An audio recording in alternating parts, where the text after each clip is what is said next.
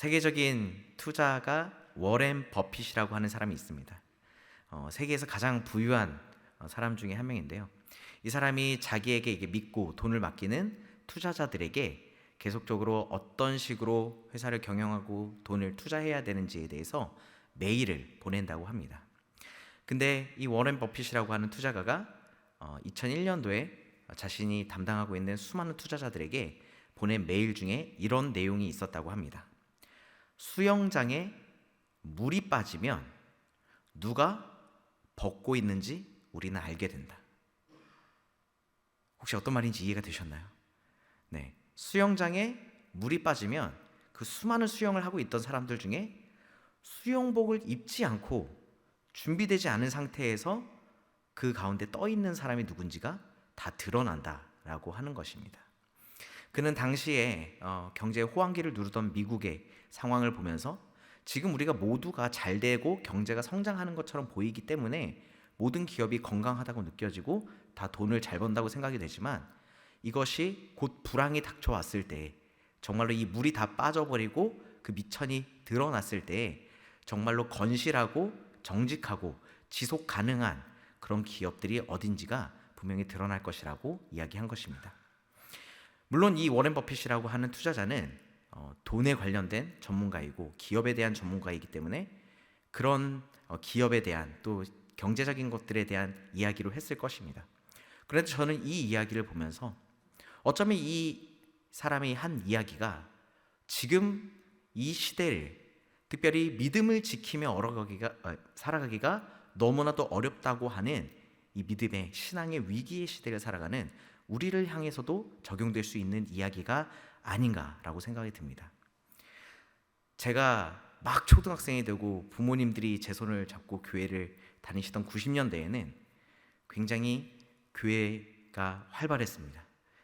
아주 어린 제가 보기에도 교회에 수많은 친구들이 모여들었었고 그리고 많은 어른들이 뜨겁게 기도하고 말씀 공부하고 정말 하나님의 말씀을 전하며 예수 그리스도를 믿으라고 전도하던 시대였습니다. 그런데 2000년대, 2010년대 그리고 2022년대에 이르르며 정말 한 해 한 해가 지나갈수록 주님을 믿기가 예수 그리스도의 복음을 전하기도 어려울 뿐만 아니라 나 자신이 믿음을 지키기가 참 어려운 정말 위기의 시대라는 생각이 많이 듭니다. 너무나도 많이 들으셔서 사실은 이제는 지겹다라는 생각도 들으시겠지만 대표적으로 그것들은 다음 세대에서 많이 드러나고 있습니다. 특별히 우리 사랑하는 자녀들이 심지어 조부모님이 교회 안에서 열심히 예배드리고 섬기심에도 불구하고 그의 자녀 혹은 자녀손들이 교회를 떠나가는 일들이 벌써 10여 년 전부터 가속화되어서 이제 이 코로나가 장기화되는 이 시대에는 걷잡을 수 없을 만큼 정말 그래서 수많은 교회들이 다음 세대 예배들을 다 문을 닫을 정도의 상황이 되었습니다. 하지만 이런 위기 가운데서도 하나님께서는 그 위기 가운데 믿음을 지키며 살아갔던 수많은 믿음의 선진들을 붙드시고 지키셨던 것처럼 오늘도 우리와 함께 하시고 그 믿음의 끈을 포기하지 않고 붙드는 우리를 통해서 다시 한번 하나님의 자녀들과 백성들이 주께 돌아오는 놀라운 기적을 일으키시는 분이심을 믿습니다. 우리는 지금 사순절을 보내고 있습니다. 사순절은 부활절을 앞둔 주일을 제외한 40일의 절기이며 우리를 위해 이 땅 가운데 성육하신 예수 그리스도 그리고 우리를 그 죄의 핏값으로 사기 위해서 고난당하시고 고통당하시고 이 땅 가운데서 이루셨던 하나님의 사역들을 깊이 묵상하는 기간입니다. 그런데 우리가 잘 아는 것처럼 예수 그리스도의 부활이 있기 위해서는 그 전에 죽음이 있어야 된다라고 하는 겁니다. 예수 그리스도의 고난과 죽음이 없이는 부활도 있을 수가 없다는 것입니다. 그렇기 때문에 우리는 항상 부활하신 예수 그리스도를 바라며 살아가지만 그 예수 그리스도께서 우리를 위해서 죽으셨던 그 고난과 십자가의 구속을 깊이 기억하고 이해해야 되는 겁니다. 그런데 이 사순절은 40이라고 하는 숫자와 연결되어 있는데요. 우리가 오늘 본문 가운데서도 드러나지만 성경 안에서 40이라고 하는 숫자가 주는 큰 의미가 있습니다. 특별히 이 40이라고 하는 숫자는 준비를 뜻합니다. 하나님께서 죄된 세상을 물로써 심판하시고 다시금 하나님의 택하신 백성들을 통해서 이루기 위해서 홍수로 이 세상을 없애셨던 그 준비 기간이 40일이었습니다. 하나님께서 맡기신 이스라엘 백성들을 모세가 인도하기 위해서 나의 힘과 나의 능력으로 인도하는 게 아니라 하나님이 주신 말씀과 계명으로 인도하기 위해 산에 올라가 주님의 계명을 받기 전에 모세가 기도했던 기간도 40일이었습니다.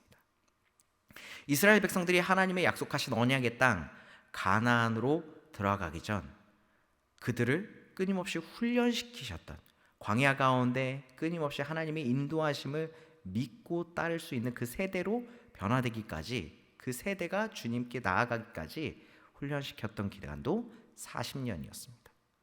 그리고 오늘 우리가 말씀 가운데 보는 것처럼 우리를 위해 이 땅에 오신 완전하신 하나님, 하지만 완전한 인간으로 오신 그 예수 그리스도께서 이제는 하나님께서 하나님의 아들 가운데 맡기신 그 사명을 이루기 위해 그 공생애의 사역을 시작하시면서 오늘 광야 가운데 나가신 기간, 그래서 밤낮으로 금식하시고 기도하신 기간도 40일이라고 하는 겁니다. 이런 위기의 순간일수록 그 사람이 준비가 되어 있는지 안 되어 있는지가 이 이후에 닥쳐오는 시험과 유혹을 이 사람이 이길 수 있는지 없는지를 판별하는 중요한 요소가 됩니다. 그렇기 때문에 이 40일간에 주어졌던 기도의 기간, 준비의 기간이 너무나도 중요했습니다. 위기가 닥친 그 가운데서 그 위기를 극복해내고 성공했던 수많은 사람들의 공통점이 있습니다. 어떤 사람들이 얘기하기로는 그들의 공통점 가운데는 책을 너무나도 광적으로 사랑하는 사람이었다. 새벽부터 일어나서 남들보다 더 부지런하게 자신의 삶을 미리 돌아보며 묵상하는 사람이었다. 이런 다양한 성공한 사람들의 위기를 극복한 이야기들, 그리고 도구들에서 이야기하는데, 그런데 무엇보다도 이 위기를 극복했던 사람들의 가장 큰 공통점은 무엇이냐면 나에게 닥쳐올 상황과 환경을 위해 철저히 준비했다라고 하는 겁니다. 오늘 예수님께서도 세례를 받으시고 성령의 충만함, 성령의 임재를 경험하시고 그리고 하나님으로부터 이는 내 아들이라는 공증을 받은 이후에 이미 내가 하나님으로부터 공증을 받았기 때문에 성령의 놀라운 권능과 능력이 나에게 있기 때문에 바로 나아가서 주님을 믿지 않는 자들에게 하나님의 나라에 대해 선포하셔도 됐을 텐데, 안진뱅이들을 그냥 바로 일으키셔도 되고 죽은 자를 바로 살리셔서 내가 하나님의 아들 메시아다라는 것들을 멋있게 보여주셨어도 됐을 텐데, 예수님은 그러지 않고 굳이 오늘 이 시험의 자리 가운데 나가셨다라고 하는 겁니다. 왜일까요? 첫째로는 완전한 하나님이시지만 완전한 인간으로 오셨던 예수 그리스도께서 이제는 완전한 인간된 모습 가운데서 점차 완전한 하나님으로 다시금 나아가는 그런 순간이었기 때문에 그것들을 위한 준비를 하시지 않았을까 싶습니다. 그렇게 예수님께서는 철저히 준비 가운데, 기도 가운데, 또한 하나님을 의지하는 가운데 나아갔고, 그 40일이 끝날 때에 사단 마귀가 시험 가운데 찾아옵니다. 인생을 오랫동안 사시면서 특별히 또 신앙생활을 오래 하셨던 분들은 아마 공감하실 수도 있을 텐데, 저는 저에게 뭔가 좋은 일이 닥쳤을 때 마냥 좋아하고 막 들떠 있는 것들을 좀 경계합니다. 왜냐면 제가 어려서부터 지내오면서 뭔가 나에게 기분이 좋고 막 내가 신나게 만드는 좋은 일들이 생겼을 때 제가 흐트러지면서 그 순간에 그거보다 더 큰 위기가 찾아오게 되더라고요. 그런데 오늘 성령의 권능을 입고 철저히 하나님 앞에 준비된 이 예수 그리스도 앞에 사단 마귀가 유혹거리를 가지고 찾아왔다 하는 겁니다. 세 가지의 유혹거리가 있었습니다. 첫 번째는 여러분이 잘 아시는 것처럼 40일 밤낮으로 기도하며 줄이신, 그 광야 가운데 줄이신 예수님께 이렇게 이야기합니다. 이 돌들로 네가 떡덩이가 되게 하라. 완전한 인간으로서 육신을 입고 오신 예수 그리스도, 40일 동안 금식을 했는데 얼마나 줄이셨을까요? 그런데 그 줄인 연약한 육체에 대한 본능을 거스르는, 그 본능에 대해서 너가 이제 거스르지 말고 이것들을 취해라라는 유혹을 시작하는 것입니다. 여러분 혹시 세상에서 가장 맛있는 음식을 요리하는 방법을 아십니까? 제가 알려드리겠습니다. 4일만 굶어 보십시오. 무엇을 먹든지 맛있습니다. 네. 너무나도 단순한 이야기를 해서 어처구니가 없으시겠지만 이거는 제가 삶에서 경험했던 아주 큰 진리였습니다. 제가 아마존에서 시니어 선교사님 아래에서 6개월 정도 견습 선교사로 훈련을 받았던데 선교사님이 한국에 급한 볼일이 있으셔서 저를 놔두고 귀국을 하셨습니다. 그 인디언 부족 아이들만 가득한 그 가운데 반경 수백 킬로를 뒤져봐도 한국 사람이 저밖에 없는 그곳에서 저는 굶어 죽을 뻔했습니다. 아이들이 점심시간에 저를 불러야 되는데, 저녁 시간이 되면 저를 불러야 되는데 저를 부르지 않습니다. 그래서 말도 통하지 않고 배고프다는 얘기도 못하고 쫄쫄 굶어 있었습니다. 그런데 그리고 나서 선교사님을 통해서 다행히 이제는 아이들이 밥을 챙겨주는 그때 제가 처음 먹은 밥이 무엇이냐면 닭죽이었습니다. 그런데 우리가 흔히 프랜차이즈 음식점에서 먹는 그런 맛있는 닭죽이 아니라 그런 가난한 아마존 동네였기 때문에 아무렇게나 잡은 그 고기, 거기에 머리도 내장도 뭐 이런 것도 뺄 거 몇 개만 빼고 다 갈아서 섞어서 만든 그런 이상한 죽을 줬는데 그 이상 가는 음식을 먹어본 기억이 없고 그 이후로 똑같은 음식을 더 이상 먹을 수가 없었습니다. 왜냐하면 원래 그 음식은 너무나도 맛이 없는 음식이기 때문입니다. 그런데 얼마나 제가 줄였으면 그 음식이 세상에서 가장 맛있는 음식이 되었을까요? 오늘 예수 그리스도께서도 완전한 하나님이셨지만 우리의 죄를 감당하기 위해서 완전한 인간으로 우리가 느끼는 모든 배고픔과 졸림과 아픔을 느끼실 수 있는 몸으로 오셨기 때문에 이 고통을 동일하게 느끼셨다는 겁니다. 그런 가운데 거절할 수 없는, 배가 고프면 먹어야 되고 졸리면 자야 되고 배설물이 나오고 싶은데 그러면 싸야 되는 그런 아주 본능적인 요소들을 오늘 이 마귀는 시험하고 건든다라고 하는 것입니다. 두 번째로 마귀는 어떤 부분을 유혹하고 시험했습니까? 이렇게 얘기합니다.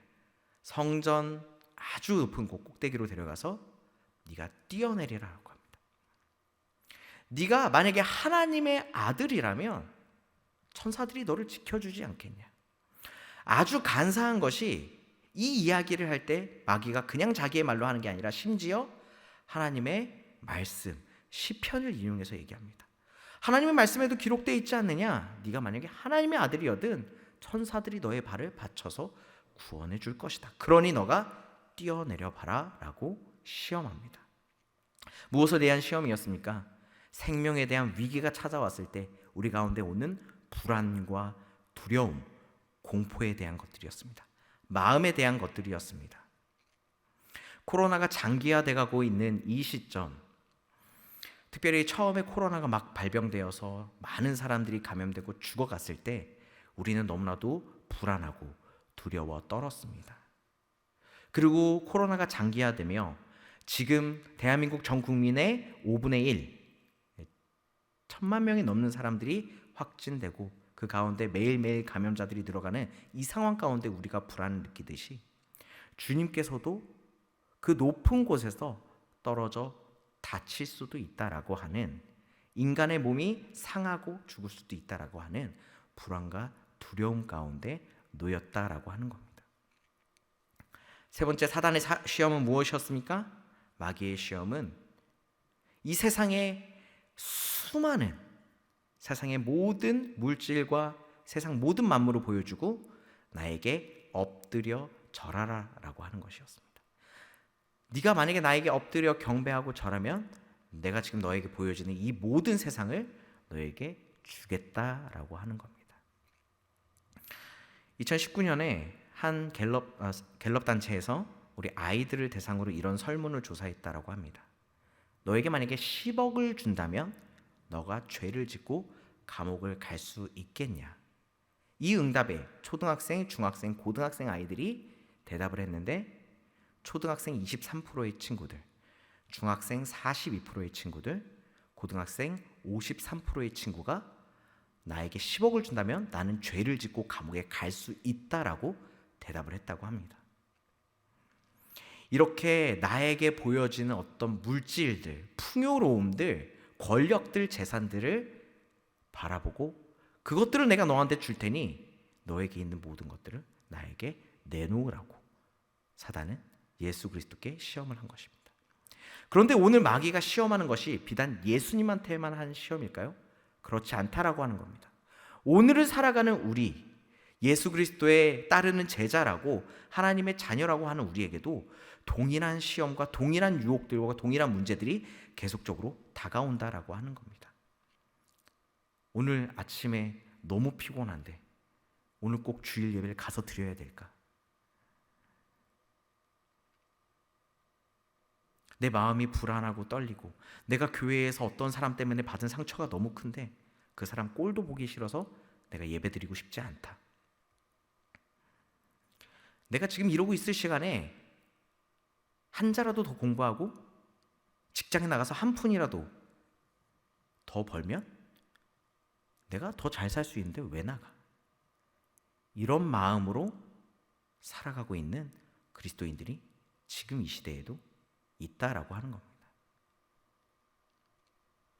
그런데 이러한 유혹과 시험들이 다가왔을 때 예수님께서는 이 시험과 문제들을 어떻게 극복하셨나요? 오늘 설교의 제목과 같이 예수님께서는 반복적으로 이렇게 얘기하십니다. 기록되었으되 무엇이 기록되어 있습니까? 살아계신 하나님의 말씀 가운데 기록되어 있다라고 하는 겁니다. 살아계신 하나님께서 말씀하신 그 말씀으로 내가 너에게 이야기하는데 사람이 떡으로만 사는 것이 아니라 하나님께서 주시는 말씀으로 살아야 진짜로 사는 거다. 한낮 오늘 우리의 배고픔을 순간 잠재워 줄 수 있는 그런 육체의 떡이 아니라 살아계신 하나님의 말씀의 떡을 먹어야 우리가 영원토록 살 수 있는 것이다 라고 말씀하시는 겁니다. 또 얘기합니다. 너의 하나님을 시험하지 말라. 너가 사람들의 마음 가운데 그 불안과 두려움과 생명에 대한 위협을 조장해서 지금 하나님을 온전히 신뢰하고 따르는 사람들을 시험하는데 시험하지 마라. 하나님과 온전한 관계로 묶여져 있는 이 신뢰 관계를 흔들지 말라라고 말씀하십니다. 기록되었으되 주 너의 하나님을 경배하고 다만 그를 섬기라. 네가 지금 마치 이 세상이 다 너의 것인 것처럼 지금 얘기하고 엎드려 절하라고 하는데 그것은 잘못된 말이다. 이 세상 누가 만드셨냐? 하나님 아버지께서 말씀으로 창조하신 세상이다. 네가 잠깐 이 공중 권세를 갖고 너 거인 것처럼 행사하지만 이 모든 천지만물과 모든 영혼들, 모든 하나님의 백성들의 소유자는 하나님이시다. 그러니까 우리가 경배할 분은 오직 하나님뿐이다라고 기록된 하나님의 말씀으로 이 모든 마귀의 시험과 유혹을 이기십니다. 오늘을 살아가는 우리에게 동일한 유혹들이 찾아올 때 여러분들은 어떻게 그 시험과 유혹들을 이기고 계십니까? 그 시험과 유혹을 이겨낼 수 있는 말씀이 여러분들 안에 있습니까? 이 사순절을 맞이해서 다음 세대에는 우리 사랑하는 아이들과 우리 가정들이 하나님의 말씀 가운데 깨어있기를 바라며 수많은 말씀을 나누는 사역들을 진행하고 있습니다. 아이들이 말씀을 암송을 하고 있고요. 아이들이 말씀을 자신의 손으로 적어서 필사를 하고 있고요. 아이들이 말씀을 또한 선생님들과 함께 릴레이로 말씀을 통독하기도 합니다.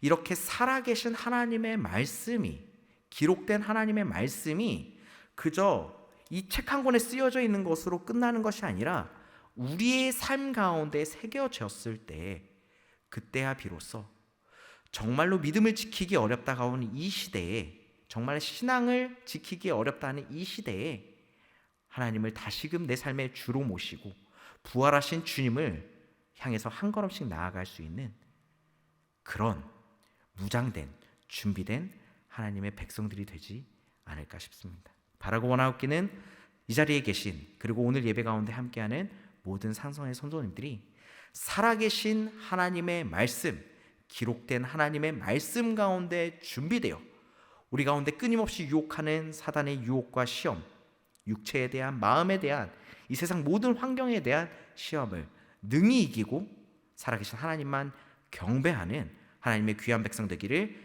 간절히 축복합니다.